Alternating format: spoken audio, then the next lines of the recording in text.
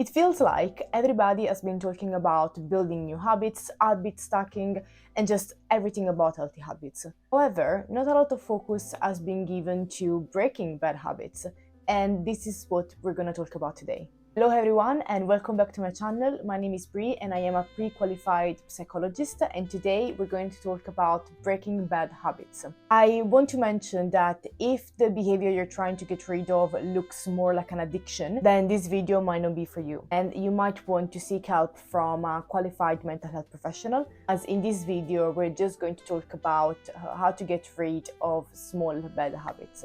So without further ado, let's get into it. Before we start to talk about bad habits, I feel like we need to discuss what habits are in the first place. A habit is a routine behavior that, if repeated continuously, it will become automatic. Thanks to habits, our life is so much easier. Habits help us not to have to learn things all over again every day, and they actually help free a lot of space in our brains. For example, in the morning, we do not have to remember to brush our teeth every day. We do that automatically because it's just a habit. However, not everything that we do in our lives will eventually become a habit. So, how are habits formed in the first place? Habits are formed through repetition and reinforcement, typically in response to certain triggers.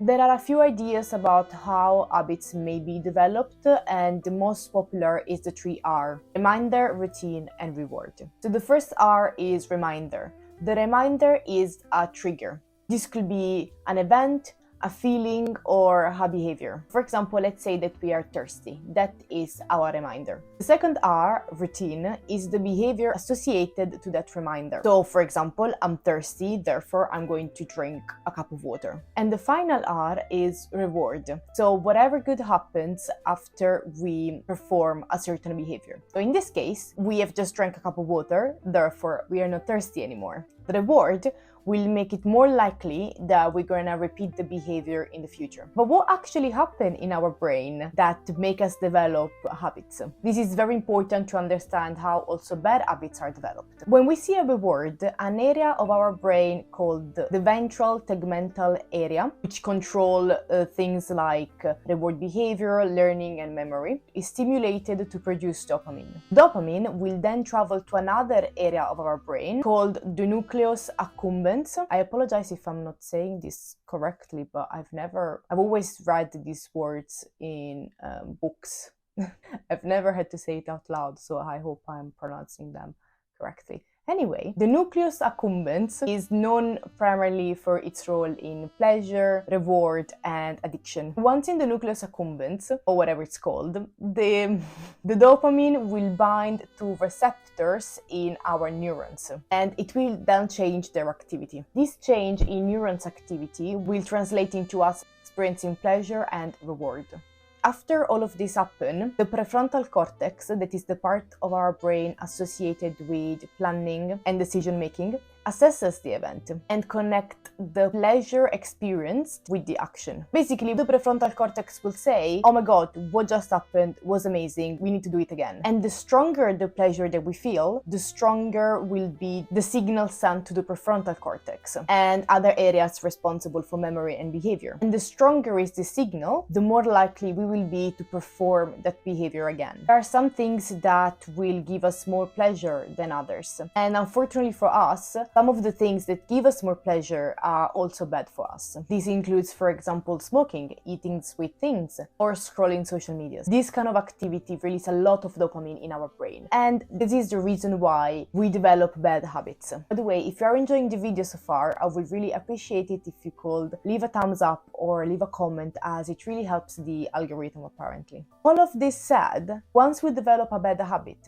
how do we get rid of it? The best way to get rid of a bad habit is by developing a plan. A plan can help us understand how does our bad habit look like, what to do in case we are presented with an opportunity to engage in that bad habit, possible behaviors to replace that bad habit with, and also what we can do in case things go wrong. So I now want all of you to take a pen and a piece of paper, because we are going to draw our plan. To do this, I'm going to use a fictional example of someone named Francesca that wants to get rid of her bad habit of mindless scrolling social medias for too many hours every day. So the first thing that we're going to ask ourselves is, why do we want to get rid of that bad habit? How will our life improve if we get rid of that bad habit? And we need to make sure to list at least 5 reasons. Francesca wants to get rid of her habit of mindless scrolling social medias because she thinks that this will improve her concentration, it will make her more productive,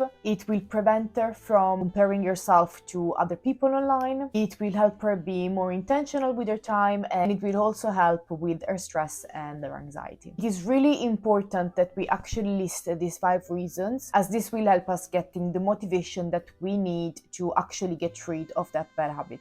Some studies show that it is easier for us to change a behavior if the change that we want to make is valuable or beneficial to us. The second question that we're going to ask ourselves is, what are my triggers? So for example, does the bad habit happen in certain places or at certain times? What emotions are linked to you engaging in that behavior? Are any other people involved? Does it happen right after something else? For example, Francesca scrolls her social medias first thing in the morning as soon as she wakes up. She also does it often on the train when she goes to work and whenever she's doing something that she doesn't particularly enjoy. She might also scroll social medias when she's sad and she's trying to find a distraction. And she also does it when she's around people she's not very comfortable with or doesn't know very well. The third question we're going to ask ourselves is, what skills can I use to get rid of this habit? Francesca, for example, has decided that she will take some deep breaths every time she finds herself wanting to go on social media. This will give her time to think about whether going on social media is actually what she wants to do. Another helpful skill could be to replace the habit with another action. So for example, if Francesca wants to get a break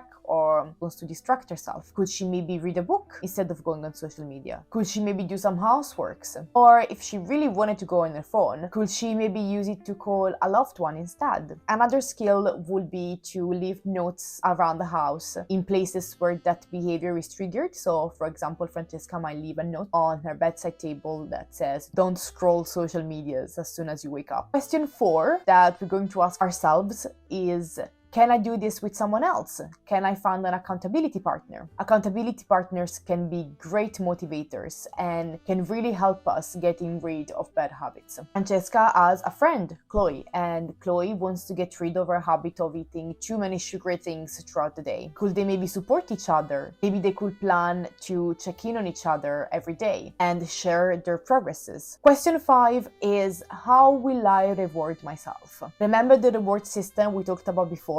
It is extremely important in helping us breaking bad habits. We need to release that dopamine to tell our brain this is not something we're doing anymore. We're doing something else instead. For example, Francesca has decided that every time she manages not to go on social media, she will eat a small piece of chocolate. Find a reward that is appropriate to your situation and make sure to actually stick to it. And finally, question 5 is, how will I prepare for sleeps up? This is very important because you don't want to beat yourself up every time you have a slip.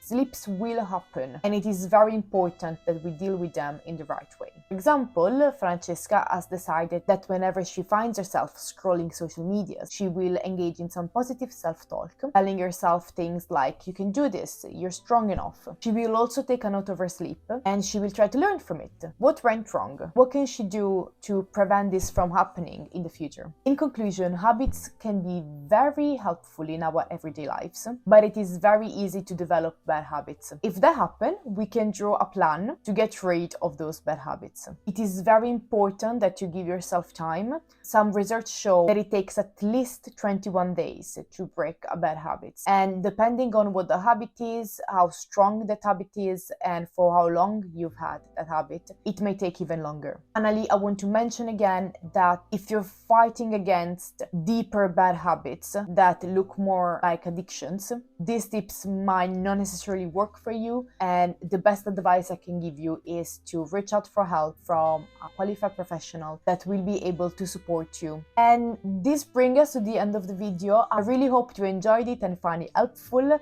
If that's the case, make sure to subscribe to the channel to avoid missing future videos. As always, I will leave all the references in the description box below, where you will also find my socials and my website. And that is really all for today's video, and I'll see you in the next one. Bye!